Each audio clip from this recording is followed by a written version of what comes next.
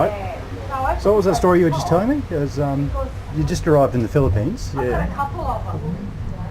Well, one of the stories was about a mate and I, and they grabbed us in Brisbane, and we had to catch a 9:30 plane at Amberley that night, and within 2 days we were in the Philippine Islands. But when we got there, the person that was to meet us was 3 hours late, so we had to fill in 3 hours. And so in that 3 hours we had a look at the capital, Manila, bomb damage, all those sort of things, to see how it suffered from the war. So one of the places we went eventually, we dropped onto a Japanese prisoner of war camp, and they had mainly civilians, ladies and children.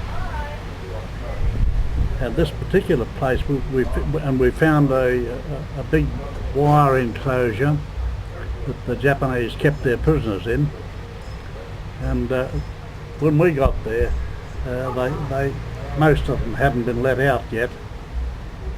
So we went up to the wire and started to talk to some of the prisoners, and there was this particular one, this Canadian lady and her little girl about 9 came up to the wire to talk to us.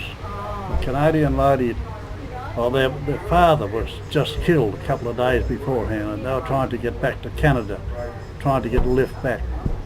So my mate was talking to the lady, and the little girl of 9 was talking to me,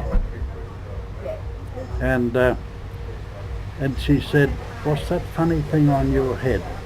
And I said, "Oh, that's an Australian hat." She said, "Oh, are you Australian?" I said, "Yes." She said, "I love Australians." She's only 9. And she said, "Have you got a pencil and paper?" I said, "Yes." So in my pocket, gave it to her, and she's writing something on it. The paper and the Pencil and paper. Yeah. She wrote something on it. This is something I relate to some of the clubs I speak at. And anyway, she folded it up, handed it to me. She said, "There you are." She handed it through the wire, and she said, "Here's something for you to take home with you."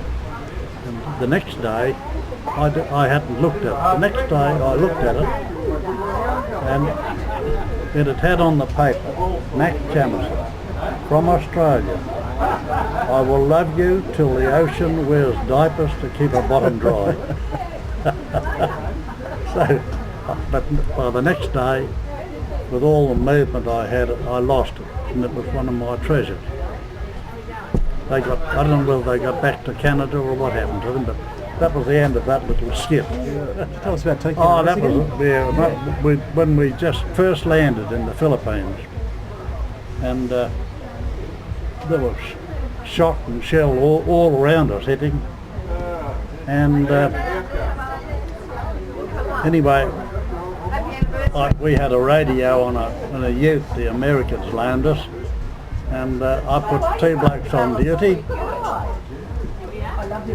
and so while they were on duty, he was switching one of the dials around, and he said, "Here's a lady's voice." I said, "Oh, it can't be." He said, "Yes," he said, "it is. Have a listen." And it was this woman, as it turned out, from Tokyo. Tokyo Rose, she said her name was, and she said, "You Australians," and she put our names over, Mac Jamison, Stan King, I can't think of the other name, and she said, "Our troops are looking for you, and when they catch you, you're dead." And we would have been.